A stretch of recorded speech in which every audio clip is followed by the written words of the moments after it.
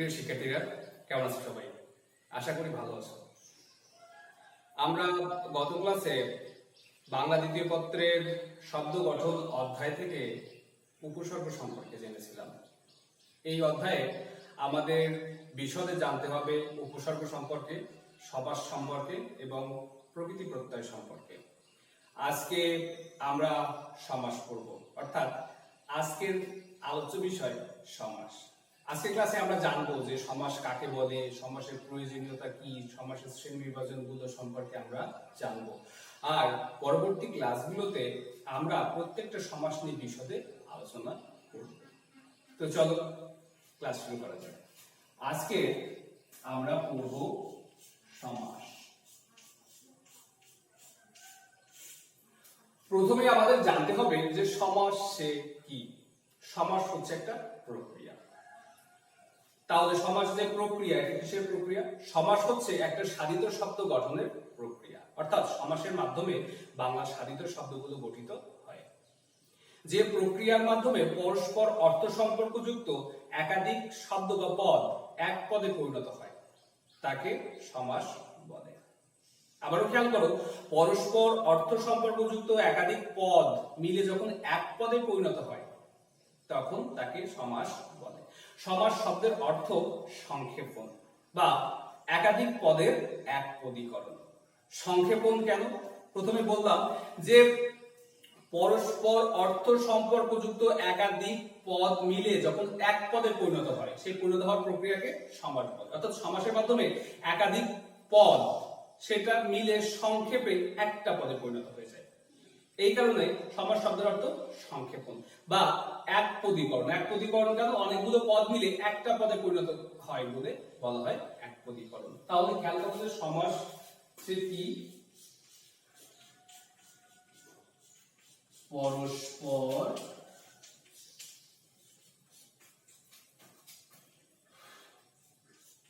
অর্থ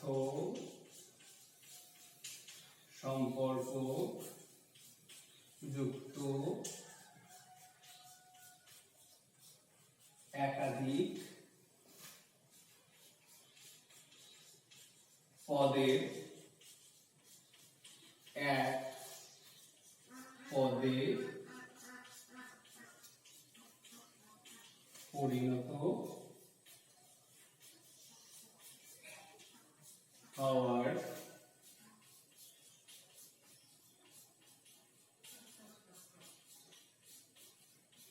প্রক্রিয়াকে সমাস বলে। তাহলে খেয়াল করো, পরস্পর অর্থ সম্পর্কযুক্ত একাধিক পদের এক পদে পরিণত হওয়ার প্রক্রিয়াকে সমাস বলে। সমাস হচ্ছে একটা প্রক্রিয়া, বাংলা সাধিত শব্দ গঠনের একটা প্রক্রিয়া। সমাসের মাধ্যমে বাংলা সাধিত শব্দগুলো গঠিত হয়। মূলত বাক্যের শব্দের ব্যবহার সংক্ষিপ্ত করার জন্যই সমাসের সৃষ্টি।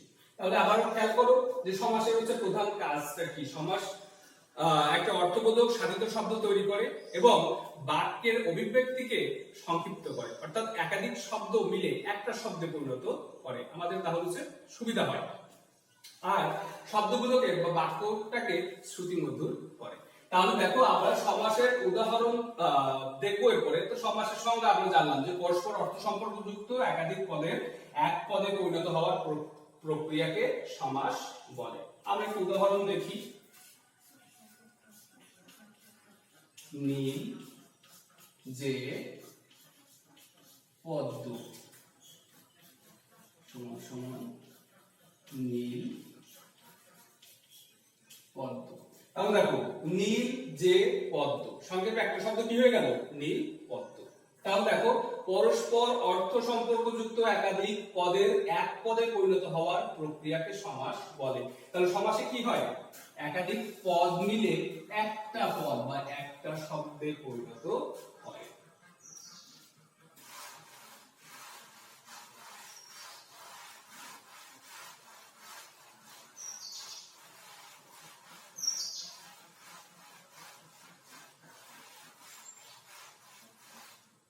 তাহলে আমরা সমাস কি সেটা জানলাম।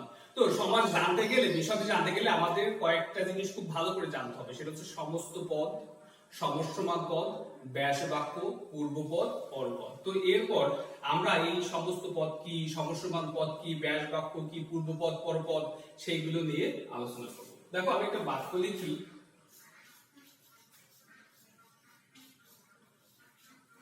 বিলাত ফেরত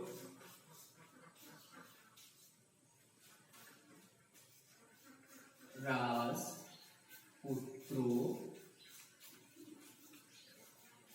সিংহাসনে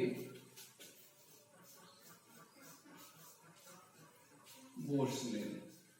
তাহলে খেয়াল করো, বিলাত ফেরত রাজপুত্র সিংহাসনে বসলেন। দেখো এখানে তিনটা সমাসের মাধ্যমে সৃষ্ট শব্দ আছে। দেখো তাহলে এখানে কি কি আছে?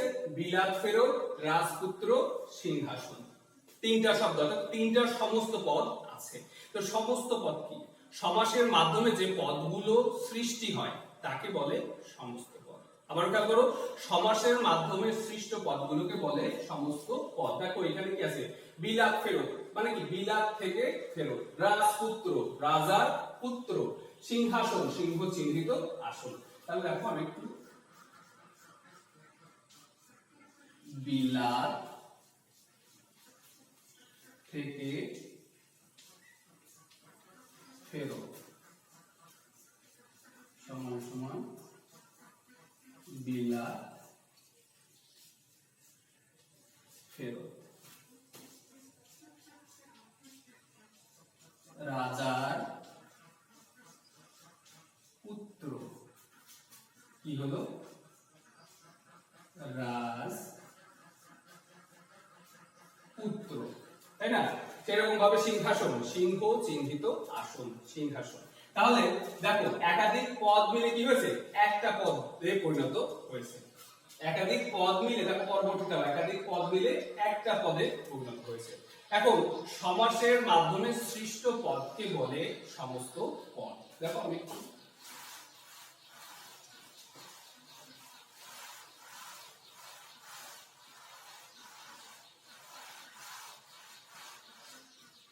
সমাসের মাধ্যমে সৃষ্ট পদকে বলে সমস্ত পদ। তাহলে এইখানে আবার একটা সমাসের উদাহরণ দেখতে পাচ্ছি, রাজা পুত্র কি হলো? রাজপুত্র। তাহলে দেখো এইখানে যে রাজপুত্র, এই রাজপুত্রকে বলে সমস্ত পদ। ভালোভাবে খেয়াল করো, সমাসের মাধ্যমে যে পদটা সৃষ্ট বা সৃষ্টি হয় তাকে বলে সমস্ত পদ। তাহলে রাজপুত্র কি? রাজপুত্র হচ্ছে সমস্ত পদ। আর সমস্ত পদের প্রথম যে পদটা থাকে বা প্রথম অংশকে বলে পূর্ব পদ, আর পরের টুকুকে বলে পরপদ বা উত্তর পদ। তাহলে খেয়াল করো, আমরা জানলাম কি যে সমস্ত পদ, সমাসের মাধ্যমে যে পদটা সৃষ্টি হয় তাকে বলে সমস্ত পদ। অর্থাৎ রাজপুত্র সমস্ত পদ। এখানে রাজ পূর্বপদ, পুত্র পরপদ। তাহলে এখানে খেয়াল করো, সমস্ত পদটাকে ভেঙে যে বাক্যটা তৈরি করা হয়, তাই না? সেই বাক্যটাকে বলে ব্যাস বাক্য। ব্যাস বাক্য। তাহলে খেয়াল করো, এই যে রাজার পুত্র, এইখানে রাজার পুত্র, এটা কি? এটা হচ্ছে ব্যাস বাক্য। তো ব্যাস বাক্যের অন্তর্গত প্রত্যেকটা শব্দকেই বলে বা পদকে বলে সমস্যমান পদ। সমস্যমান পদ। তাহলে দেখো এইগুলো আমাদের খুব ভালোভাবে জানতে হবে। তাহলে দেখো সমাসে কি? পরস্পর অর্থ সম্পর্কযুক্ত একাধিক পদ মিলে যখন এক পদে পরিণত হয়, অর্থাৎ একাধিক শব্দের এক পদে পরিণত হওয়ার প্রক্রিয়াকে সমাস বলে। তাহলে এখানে রাজার পুত্র কি হয়েছিল? রাজপুত্র। একাধিক পদ মিলে একটা পদে পরিণত হয়েছিল। সুতরাং এটা একটা সমাসের মাধ্যমে সৃষ্ট শব্দ। তো সমাসের মাধ্যমে সৃষ্ট শব্দ বা পদকে বলে সমস্ত পদ, এবং তার প্রথমে যে পদটা থাকে তাকে বলে পূর্বপদ। রাজা পূর্বপদ, পুত্র পরপদ। এবং এই সমস্ত পদটাকে ভেঙে যে বাক্যটা তৈরি করা হয় বা সমস্ত পদটাকে বোঝানোর জন্য যে বাক্যটা আমরা লিখি সেই বাক্যটাকে বলে ব্যাস বাক্য। এবং ব্যাস বাক্যের অন্তর্গত প্রত্যেকটা শব্দকে বলে সমস্যমান পদ। তাহলে আমাদের খুব ভালোভাবে মনে রাখতে হবে পূর্বপদ, পরপদ, সমস্ত পদ, ব্যাস বাক্য, সমস্যমান পদ, এগুলো আমাদের খুব ভালোভাবে মনে রাখতে হবে। এইটুকু যদি আমাদের মনে না থাকে তাহলে আমরা পরবর্তীতে গিয়ে সমাস কিছুই বুঝতে পারবো না। কেন? আমরা সমাসে দেখতে পাবো কোন কোন সমাসে পূর্বপদের অর্থে প্রাধান্য থাকে, কোন কোন সমাসে পরপদের অর্থে প্রাধান্য থাকে, আবার কোন কোন সমাসে পূর্বপদ পরপদ উভয় পদের অর্থে প্রাধান্য থাকে। এখন আমি যদি পূর্বপদ কি পরপদ কি সেগুলো না চিনি তাহলে তো আমি কখনোই সমাস নির্ণয় করতে পারবো না বা সমাস বুঝতে পারবো না। তাহলে এইটুকু আমরা জানলাম।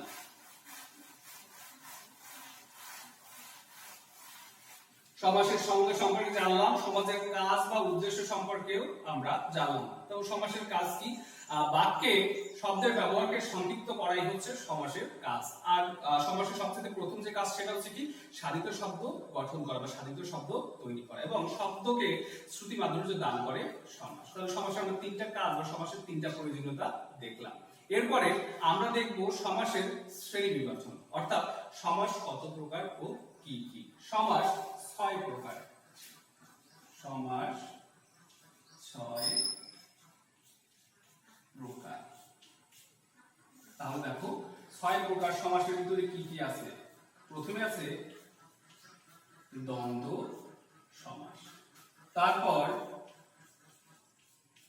কর্ম ধারয় সমাস,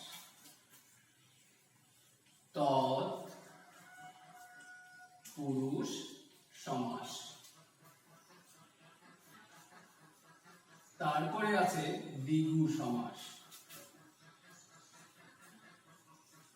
বহুব্রীহি সমাস এবং অব্যয়ীভাব সমাস। অব্যয়ীভাব সমাস। তাহলে খেয়াল করো সমাস 6 প্রকার। কি কি? দ্বন্দ্ব সমাস, কর্মধারয় সমাস, তৎপুরুষ সমাস, দ্বিগু সমাস, বহুব্রীহি সমাস এবং অব্যয়ীভাব সমাস। তো আমরা এখন প্রত্যেকটা সমাস সম্পর্কে জানব, যে কর্মধারয় সমাস কাকে বলে, কর্মধারয় সমাস কাকে বলে, তৎপুরুষ সমাস কাকে বলে।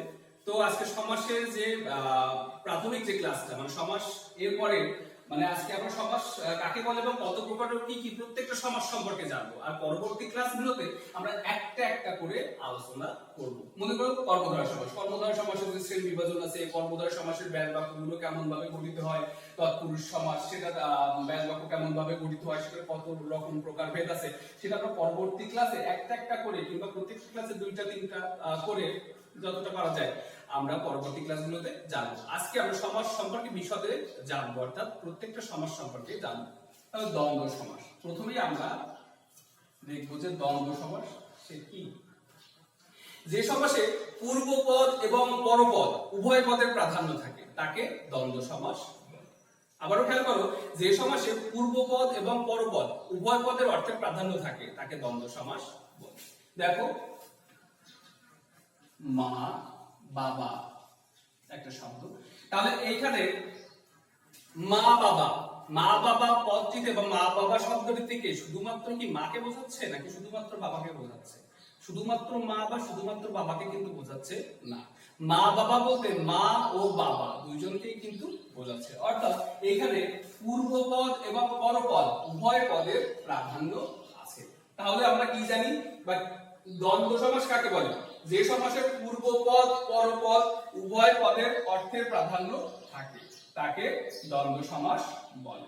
আবার খেয়াল করো, পূর্বপদ পরপদ উভয় পদের প্রাধান্য থাকে যে সমাসে তাকে দ্বন্দ্ব সমাস বলে। মা ও বাবা সমাসমান কি হয়? মা বাবা। ভাই বোন, ভাই ও বোন, ভাই বোন। আয় ব্যয়, আয় ও ব্যয়, আয় ব্যয়। তাহলে আবারও খেয়াল করো, যে সমাসের পূর্বপদ পরপদ উভয় পদের প্রাধান্য থাকে তাকে দ্বন্দ্ব সমাস বলে। এরপর আমরা দেখব কর্মধারয় সমাস। কর্মধারয় সমাস কাকে বলে?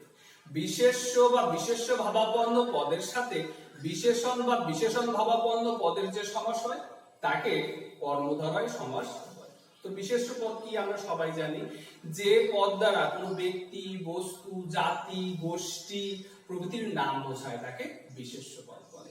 আর বিশেষ্য ভাবাপন্ন সে কি? যে পদগুলো বিশেষ্য না হওয়া সত্ত্বেও বিশেষ্যের মতো কাজ করে সেগুলো বিশেষ্য ভাবাপন্ন। এরপরে বিশেষণ কি? যে পদগুলো কোন বিশেষ্য বা সর্বনাম পদের দোষ, গুণ, অবস্থা, সংখ্যা, পরিমাণ ইত্যাদি বোঝায় তাকে বিশেষণ পদ বলে। আর যে পদগুলো বিশেষণের মতো কাজ করবে তাকে বিশেষণ ভাবাপন্ন পদ বলে। তো কর্মধারয় সমাস কাকে বলে? যে সমাসে বিশেষ্য ভাবাপন্ন পদের সাথে বিশেষণ ভাবাপন্ন পদের সমাস হয় এবং পরপদের অর্থের প্রাধান্য থাকে তাকে কর্মধারয় সমাস বলে। তাহলে আমি সংক্ষেপে বলি বা সহজ করে যদি বলি তাহলে কি হয়? বিশেষ্য এবং বিশেষণের যে সমাস হয় এবং পরপদের অর্থের প্রাধান্য থাকে তাকে কর্মধারয় সমাস বলে। তো কর্মধারয় সমাসে কি হতে পারে? পূর্বপদ পরপদ হিসাবে বলি পূর্বপদ বিশেষ্য, পরপদ বিশেষ্য। সেরকম ভাবে পূর্বপদ বিশেষণ, পরপদ বিশেষণ, আবার পূর্বপদ বিশেষণ, পরপদ বিশেষ্য, আবার পূর্বপদ বিশেষ্য, পরপদ বিশেষণ। অর্থাৎ বিশেষ্য এবং বিশেষণের কিন্তু সমাস হয় কর্মধারয় সমাসে। তাহলে কর্মধারয় সমাস সম্পর্কে কি জানলাম? যে বিশেষ্য বা বিশেষ্য ভাবাপন্ন পদের সাথে বিশেষণ বা বিশেষণ ভাবাপন্ন পদের যে সমাস হয় তাকে কর্মধারয় সমাস বলে। তাহলে কর্মধারয় সমাস কেমন? নীল পদ্ম। তাহলে দেখো নীল পদ্ম, নীল যে পদ্ম, তাই না? তাহলে দেখো এখানে নীল পদ্ম, নীল বিশেষণ পদ, পদ্ম বিশেষ্য পদ, এবং এইখানে পদ্ম অর্থাৎ এখানে পদ্ম ফুলকে বোঝাচ্ছে, নীল রঙের পদ্ম অর্থাৎ পরপদের অর্থের প্রাধান্য আছে বা পরপদের অর্থ প্রধান। তাহলে এইটা বিশেষণ পদ, পদ্মটা বিশেষ্য পদ। তাহলে কর্মধারয় সমাস কাকে বলে? বিশেষ্য বা বিশেষ্য ভাবাপন্ন পদের সাথে বিশেষণ বা বিশেষণ ভাবাপন্ন পদের যে সমাস হয় তাকে কর্মধারয় সমাস বলে এবং কর্মধারয় সমাসে পরপদের অর্থের প্রাধান্য থাকে। তো দেখো এরপর আমরা জানবো তৎপুরুষ সমাস সম্পর্কে। তৎপুরুষ সমাস কি? পূর্বপদে বিভক্তি লোপ পেয়ে যে সমাস হয় এবং পরপদের অর্থের প্রাধান্য থাকে তাকে তৎপুরুষ সমাস বলে। অর্থাৎ পূর্বপদ থেকে বিভক্তিটা লোপ পাবে। আমরা জানি বিভক্তি সে কি? বাক্যে একটা শব্দের সাথে আরেকটা শব্দের অর্থ নির্ণয় করার জন্য বা আরেকটা শব্দের অর্থ করার জন্য যে সমস্ত বর্ণ বা বর্ণগুচ্ছ ব্যবহৃত হয় তাকে বিভক্তি বলে। আর বিভক্তি 7 প্রকার, প্রথমা থেকে শুরু করে সপ্তমী পর্যন্ত। তো তৎপুরুষ সমাস কাকে বলে? যে সমাসে পূর্ব পদের বিভক্তি লোপ পায় এবং পরপদের অর্থই প্রধান বলে প্রতীয়মান হয় তাকে তৎপুরুষ সমাস বলে। দেখো তাহলে প্রথমে যে উদাহরণটা লিখেছিলাম রাজপুত্র, দেখো এখানে রাজপুত্র, এটার ব্যাস বাক্য কি? রাজার পুত্র। তাহলে দেখো রাজপুত্র এই সমস্ত পদের ব্যাস বাক্য কি? রাজার পুত্র। তাহলে রাজা, রাজা, দেখো এখানে রাজা যোগ এরপর কি আছে? ষষ্ঠী বিভক্তি অর্থাৎ র বা এর, তাই না? তাহলে খেয়াল করো পূর্ব পদের বিভক্তি লোপ পেয়ে যে সমাস হয় তাকে তৎপুরুষ সমাস বলে। তাহলে রাজার পুত্র, এখানে কি ছিল? রাজা, রাজা ছিল পূর্ব পদ, তাই না? এখানে রাজপুত্র, তাহলে রাজা, রাজা কি ছিল? পূর্ব পদ, সেই আর পুত্র ছিল পরপদ, তাই না? তাহলে পূর্ব পদের বিভক্তি লোপ পেয়ে যে সমাস হয় এবং পরপদের অর্থের প্রাধান্য থাকে তাকে তৎপুরুষ সমাস বলে। তাহলে এইখানে রাজ, রাজা, রাজার সঙ্গে যে র বা এর ছিল ষষ্ঠী বিভক্তি ছিল, সেই ষষ্ঠী বিভক্তি লোপ পেয়েছে এবং রাজপুত্র বলতে কাকে বোঝায়? রাজার পুত্রকে বোঝায়। পুত্র অর্থাৎ পরপদের অর্থের প্রাধান্য, অর্থাৎ এখানে অর্থের প্রাধান্য আছে কার? পুত্রের, তাই না? অর্থাৎ রাজপুত্র বলতে রাজার ছেলেকে বা রাজার পুত্রকে বোঝায়, রাজাকে কিন্তু বোঝায় না, রাজার পুত্রকে বোঝায়। তাহলে আমরা দ্বন্দ্ব সমাস সম্পর্কে জানলাম, কর্মধারয় সমাস সম্পর্কে জানলাম, তৎপুরুষ সমাস সম্পর্কে জানলাম। এরপর আমরা জানবো দ্বিগু সমাস সম্পর্কে। দ্বিগু সমাস কি? সমষ্টি বা মিলন অর্থে সংখ্যাবাচক শব্দের সাথে বিশেষ্য পদের যে সমাস হয় তাকে দ্বিগু সমাস বলে।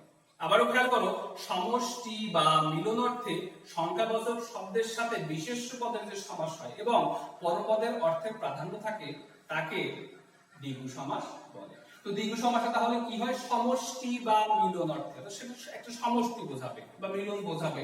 তো সেইখানে সংখ্যাবাচক শব্দের সাথে বিশেষ্য পদের যে সমাস হয় তাকে দ্বিগু সমাস বলে। দ্বিগু সমাস পরপদের অর্থ প্রধান। তাহলে দেখো দ্বিগু সমাস সাত সমুদ্র। তাহলে সাত সমুদ্র বলতে কি বোঝাচ্ছে, সাতটা সমুদ্রের সমষ্টিকে বোঝাচ্ছে, তাই না? সাত সমুদ্র 13 নদী পার হয়ে ছোটবেলায় কথা গল্প শুনেছি না? তো দেখো সাত সমুদ্র বলতে সাতটা সমুদ্রের সমাহার বা সাতটা সমুদ্রের সমষ্টিকে বোঝাচ্ছে। তাহলে সমষ্টি বা মিলনার্থে সংখ্যাবাচক শব্দের সাথে বিশেষ্য পদের যে সমাস হয় বা পরপদের অর্থে প্রাধান্য থাকে তাকে দ্বিগু সমাস বলে। এখানে সাত কি সংখ্যাবাচক শব্দ, সমুদ্র কি বিশেষ্য পদ। তাহলে সাত সমুদ্রের সমাহার। তাহলে দেখো সাত সমুদ্রের সমাহার, সমান কি হয়, সাত সমুদ্র, সাত সংখ্যাবাচক শব্দ, সমুদ্র বিশেষ্য পদ। তাহলে সংখ্যাবাচক শব্দের সাথে বিশেষ্য পদের যে সমাস হয় এবং পরপদের অর্থের প্রাধান্য থাকে তাকে দ্বিগু সমাস বলে। সেই রকম ভাবে দেখো 13 নদীর সমাহার, ত্রিফলের সমাহার। তাহলে আমরা জানলাম দ্বন্দ্ব সমাস, কর্মধারয় সমাস, তৎপুরুষ সমাস এবং দ্বিগু সমাস সম্পর্কে। এরপরে আমরা জানবো বহুব্রীহি সমাস সম্পর্কে। দেখো বহুব্রীহি সমাস, তো বহুব্রীহি সমাস কাকে বলে?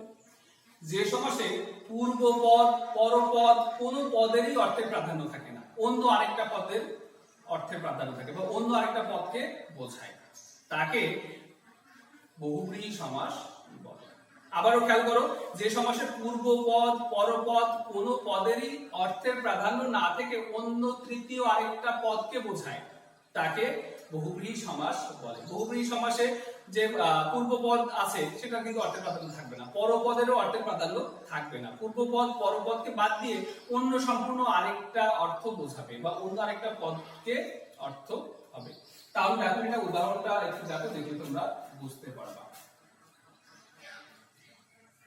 দশানন, দেখো দশানন এর ব্যাস বাক্য কি, 10 আনন যার, 10 আনন যার সমান সমান কি হলো, দশানন। তাহলে 10 মানে কি, 10 একটা সংখ্যা, আনন মানে মাথা, তো 10 মাথা যার। তাহলে এইখানে পূর্বপদ ছিল কি 10, আনন ছিল পরপদ, তাই না? তো যার 10টা মাথা আছে, সুতরাং যার 10টা মাথা আছে তাকে সে কি বা 10 মাথা। দেখো এখানে দশানন বলতে আমরা জানি যে রাবণকে বোঝায়, রামায়ণে রাবণকে বোঝায় দশানন, তাই না? অর্থাৎ রাবণের নাম হচ্ছে দশানন। তো এখানে 10 কেও বোঝাচ্ছে না, আনন্দকেও বোঝাচ্ছে না, একজন ব্যক্তিকে বোঝাচ্ছে। আবারও খেয়াল করো, 10 কেও বোঝাচ্ছে না, আনন্দকেও বোঝাচ্ছে না, একজন ব্যক্তিকে বোঝাচ্ছে। তাহলে যে সমাসে পূর্বপদ পরপদ কোন পদেরই অর্থের প্রাধান্য থাকে না, সম্পূর্ণ অন্য আরেকটা পদের অর্থ বোঝায় তাকে বহুব্রীহি সমাস বলে। 80 তে 20 যা সমান সমান 80 20, 80 মানে দাঁত আর 20 মানে তো আমরা জানি, তাহলে দাঁতে 20 আছে যার, কিন্তু 80 20 বলতে কি দাঁতে যার 20 আছে সমস্ত পোকামাকড় বা প্রাণীকে বোঝায় না, 80 20 বলতে শুধুমাত্র সাপকে বোঝায়। তাহলে 80 অর্থাৎ দাঁত 20, তাহলে এই যে শব্দ দাঁতেরও প্রাধান্য নাই, 20-এরও কিন্তু হচ্ছে প্রাধান্য নাই, একটা প্রাণীকে বোঝাচ্ছে, সেই প্রাণীটার নাম কি, সাপ। তাহলে বহুব্রীহি সমাস কাকে বলে, পূর্বপদ পরপদ কোন পদের অর্থের প্রাধান্য যে সমাসে থাকে না, সম্পূর্ণ অন্য আরেকটা পদের অর্থের প্রাধান্য থাকে বা অন্য আরেকটা পদকে বোঝাতে বহুব্রীহি সমাস বলে। এরপরে আছে অব্যয়ীভাব সমাস। অব্যয়ীভাব সমাস কাকে বলে, পূর্বপদে অব্যয় থাকে, যে সমাসের পূর্বপদে অব্যয় থাকে এবং অব্যয়ের অর্থই প্রধান বলে প্রতীয়মান হয় তাকে অব্যয়ীভাব সমাস বলে। আবারও খেয়াল করো, পূর্বপদে অব্যয় থাকে এবং অব্যয়ের অর্থই প্রধান বলে প্রতীয়মান হয় তাকে অব্যয়ীভাব সমাস বলে। তো অব্যয় সম্পর্কে আমরা আগে জেনেছিলাম যে শব্দের কোনো হচ্ছে ব্যয় বা ক্ষয় নেই, সেগুলো কি সেগুলো হচ্ছে অব্যয়। সেটা শব্দ বলবো না, সেটা বর্ণ, বর্ণগুচ্ছ বা শব্দ যেগুলো কোনো ব্যয় বা ক্ষয় নেই সেগুলো হচ্ছে অব্যয় বা অব্যয় পদ। তাহলে হচ্ছে যে সমাসের শুরুতে অব্যয় থাকে এবং অব্যয় পদেরই অর্থের প্রাধান্য থাকে তাকে অব্যয়ীভাব সমাস বলে। তো যেহেতু শব্দের শুরুতে অব্যয় থাকে এবং অব্যয়ের অর্থের প্রধান বলে প্রতীয়মান হয়, তার মানে কি পূর্বপদের অর্থই কিন্তু প্রধান বলে প্রতীয়মান হয়। তাহলে অব্যয়ীভাব সে কেমন একটু খেয়াল করো। আমরণ, আমরণ। তাহলে এখানে খেয়াল করো মরণ পর্যন্ত। আমরণ মানে কি মরণ পর্যন্ত, বা আমরণের ব্যাস বাক্য কি মরণ পর্যন্ত। দেখো পর্যন্ত, এই পর্যন্ত অব্যয় বা পর্যন্ত অব্যয় হচ্ছে আ, এখানে আ মরণ। তাহলে এইখানে কি হলো যে সমাসের প্রথমে অর্থাৎ পূর্বপদে অব্যয় থাকে এবং অব্যয়ের অর্থই প্রধান রূপে প্রতীয়মান হয় তাকে অব্যয়ীভাব সমাস বলে, তাই না? তাহলে পর্যন্ত অব্যয়ের অব্যয় কি হলো, পর্যন্ত শব্দের অব্যয় কি হলো আ। তাহলে কি আছে পূর্বপদে আ আছে এবং এইখানে যে পর্যন্ত, তাই না? অর্থাৎ এই যে আ অব্যয়ের অর্থেরই কিন্তু হচ্ছে প্রাধান্য আছে। তাহলে যে সমাসে অব্যয় পদের প্রাধান্য থাকে তাকে অব্যয়ীভাব সমাস বলে। তো এইখানে দেখো অব্যয়ীভাব সমাস কি হয়, সব সময় পূর্বপদে অব্যয় থাকে, পূর্বপদে অব্যয় থাকে এবং ঠিক তারপরে হচ্ছে একটা বিশেষ্য পদ থাকে, বা পূর্বপদে অব্যয় এবং পরপদে বিশেষ্য পদ থাকে যে সমাসে এবং পরপদের অর্থের প্রাধান্য না থাকে পূর্বপদে অব্যয়ের অর্থের প্রাধান্য থাকে যে সমাসে তাকে অব্যয়ীভাব সমাস বলে। সংক্ষেপে কি বলবো যে পূর্বপদে অব্যয় থাকে এবং অব্যয়ের অর্থই প্রধান বলে প্রতীয়মান হয় যে সমাসে তাকে অব্যয়ীভাব সমাস বলে। তো আমরা সংক্ষেপে আজকে জানলাম যে সমাস, ছয় প্রকারের সমাস সম্পর্কে জানলাম, তাই না? তো পরবর্তী ক্লাসগুলোতে আমরা প্রত্যেকটা সমাস নিয়ে বিশদে আলোচনা করব। প্রত্যেকটা সমাসের আবার শ্রেণী বিভাজন আছে, তো সেই সমাসের শ্রেণী বিভাজনটা কেমন, সেই সমাসের ব্যাস বাক্যটা গঠন কেমন, আরো অনেক খুঁটিনাটি যে গুলো আছে সেগুলো বিশদে আমরা জানবো পরবর্তী ক্লাসগুলোতে। তো আজকে আমরা কি জানলাম দেখো, সমাস কয় প্রকার, ছয় প্রকার। দ্বন্দ্ব সমাস, কর্মদ্বয় সমাস, তৎপুরুষ সমাস, দ্বিগু সমাস, বহুব্রীহি সমাস, অব্যয়ীভাব সমাস। তাহলে একটু আমরা হচ্ছে খেয়াল করি যে পূর্বপদ পরপদ, দেখো সমাসটা কিন্তু খুব সহজ এবং সমাস নির্ণয় করাটাও খুব সহজ। আমরা যদি সমাস নির্ণয় করার সময় শুধুমাত্র শব্দের অর্থটা যদি আমরা বুঝতে পারি, শব্দের অর্থটা যদি আমরা বুঝতে পারি তাহলে কিন্তু সমাসটা নির্ণয় করতে পারবো। আর একবার সমাসটা যদি নির্ণয় করতে পারি বা কোন সমাস চিনতে পারি তাহলে আমরা খুব সহজেই সেটা কিন্তু ব্যাস বাক্য তৈরি করতে পারবো। পরবর্তী ক্লাসগুলো হচ্ছে আমরা যদি মনোযোগ সহকারে করি বা তোমরা একটু ভালোভাবে খেয়াল করি তোমরা বুঝতে পারবা। তো দেখো তাহলে আমাদের কি করতে হবে, সমাসের মানে যে সমস্ত পদটা, সেই সমস্ত পদটা বোঝার চেষ্টা করতে হবে, সেই অর্থটা বোঝার চেষ্টা করতে হবে এবং কোন পদের প্রাধান্য সেটা কিন্তু হচ্ছে একটু দেখতে হবে, তাহলে আরো সুবিধা হয় সমাস চেনার ক্ষেত্রে। দেখো দ্বন্দ্ব সমাস, দ্বন্দ্ব সমাসে হচ্ছে পূর্বপদ প্লাস পরপদ উভয় পদের অর্থের প্রাধান্য থাকে। কর্মধারয় সমাসে কি হয়, কর্মধারয় সমাসে পরপদ এর অর্থের প্রাধান্য থাকে। তৎপুরুষ সমাসে পরপদ এর অর্থের প্রাধান্য থাকে। দ্বিগু সমাসে পরপদ এর অর্থের প্রাধান্য থাকে। বহুব্রীহি সমাসে পূর্বপদ পরপদ কোন পদের অর্থের প্রাধান্য থাকে না, অন্য একটা পদকে বোঝায়, অন্য পদকে বোঝায়। আর অব্যয়ীভাব সমাস, যেহেতু পূর্বপদে অব্যয় থাকে এবং অব্যয়ের অর্থই প্রধান রূপে প্রতীয়মান হয়, সুতরাং পূর্ব পদের অর্থের প্রাধান্য থাকে, পূর্বপদে অব্যয় থাকে এবং পূর্বপদের অব্যয়ের অর্থে প্রাধান্য থাকে। তাহলে একটু ভালোভাবে খেয়াল করো, দ্বন্দ্ব সমাসে পূর্বপদ পরপদ উভয় পদের অর্থের প্রাধান্য থাকে। কর্মদ্বয় সমাসে পরপদের অর্থের প্রাধান্য থাকে। তৎপুরুষ সমাসে পরপদের অর্থের প্রাধান্য থাকে। দ্বিগু সমাসে পরপদের অর্থের প্রাধান্য থাকে। বহুব্রীহি সমাসে পূর্বপদ পরপদ কোন পদের অর্থের প্রাধান্য থাকে না, সম্পূর্ণ অন্য আরেকটা পদকে বোঝায়। অব্যয়ীভাব সমাসে পূর্বপদের অব্যয় অর্থাৎ পূর্বপদের অর্থের প্রাধান্য থাকে। তাহলে এইবার খেয়াল করো যে কেন আমি বলছি যে এগুলো মনে রাখবা যে কোনটা পরপদ প্রধান বা কোনটা হচ্ছে পূর্বপদ প্রধান সমাস। দেখো আমি কি বলেছিলাম যে বিশেষ্য পদের সাথে বিশেষণ পদের যে সমাস হয়, আমরা খেয়াল করো বিশেষ্য পদের সাথে বিশেষণ পদের যে সমাস হয় তাকে কর্মধারয় সমাস বলে। তাহলে বহুব্রীহি সমাস, বহুব্রীহি সমাসেও কিন্তু বিশেষ্য পদের সাথে বিশেষণ পদের সমাস হয়। আবার খেয়াল করো বহুব্রীহি সমাসেও কিন্তু বিশেষ্য পদের সাথে বিশেষ্য পদ, বিশেষ্য পদের সাথে বিশেষণ পদের সমাস হয়। তাহলে তোমাদের সেই সময় কিন্তু সমস্যা হয়ে পড়ে যাও তোমরা যে তাহলে এটা বিশেষ্য পদের সাথে বিশেষণ পদ, এটা কি তাহলে কর্মধারয় হচ্ছে নাকি এটা বহুব্রীহি সমাস হচ্ছে। তখন কিভাবে বুঝতে হয়, সেই শব্দটার অর্থ অনুসারে, সেই শব্দটায় বা সেই সমস্ত পদটা যদি পরপদের অর্থের প্রাধান্য থাকে তাহলে সেটা কি হবে, সেটা কর্মধারয় সমাস। আর যদি সেটা পরপদের অর্থের প্রাধান্য না থাকে, অর্থাৎ পূর্বপদ পরপদ কোন পদের অর্থের প্রাধান্য না থাকে, তাহলে সেটা কি হবে, সেটা বহুব্রীহি সমাস। এই যেমন বলেছি নীল পদ্ম, নীল যে পদ্ম, নীল পদ্ম, নীল বিশেষণ পদ আর পদ্ম বিশেষ্য পদ, তাই না? তাহলে দেখো এখানে বিশেষণ পদ আছে এবং বিশেষ্য পদ আছে, সুতরাং এটা কি কর্মধারয় সমাস। কিভাবে বুঝতে পারতেছি, নীল যে পদ্ম, নীল পদ্ম, তাহলে এখানে আমাদের অর্থের প্রাধান্য আছে কার, পরপদের। অর্থাৎ নীল পদ্ম বলতে কি বোঝায়, পদ্ম ফুল, পদ্মকে বোঝায়, সেই পদ্মের রংটা হচ্ছে নীল, এখানে রংটাকে কিন্তু প্রাধান্য দেওয়া হয় নাই। সুতরাং এটা বিশেষণ পদের সাথে বিশেষ্য পদের সমাস হয়েছে এবং এটা পরপদের অর্থ প্রাধান্য পেয়েছে, এই কারণে এটা কর্মধারয় সমাস। কিন্তু বহুব্রীহি সমাসও কিন্তু বিশেষ্যের সাথে বিশেষ্যের সমাস হয়, বিশেষণ পদের সাথে হচ্ছে বিশেষ্যের সমাস হয়। যে উদাহরণটা আমি দিয়েছিলাম বহুব্রীহি সমাসে, মনে করো 80-20, 80 মানে কি দাঁত, বিশেষ্য পদ, 20 এটা হচ্ছে কি বিশেষ্য পদ।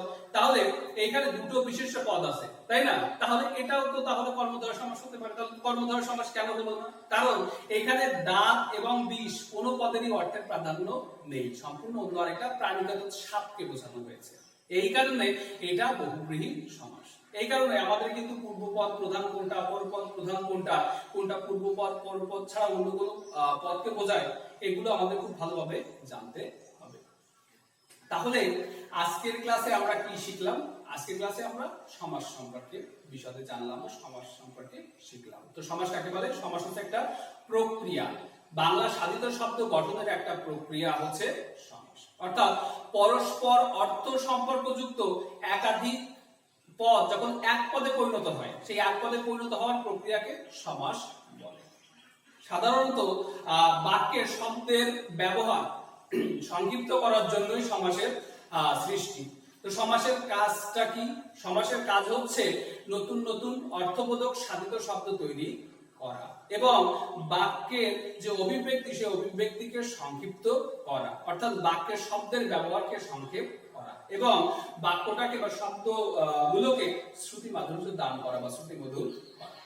তাহলে আর কি জানলাম আমরা? হচ্ছে সমাস 6 প্রকার। সেই 6 প্রকার সমাসের ভিতরে কি কি আছে? দ্বন্দ্ব সমাস, কর্মধারয় সমাস, দ্বিগু সমাস, তৎপুরুষ সমাস, বহুব্রীহি সমাস, অব্যয়ীভাব সমাস।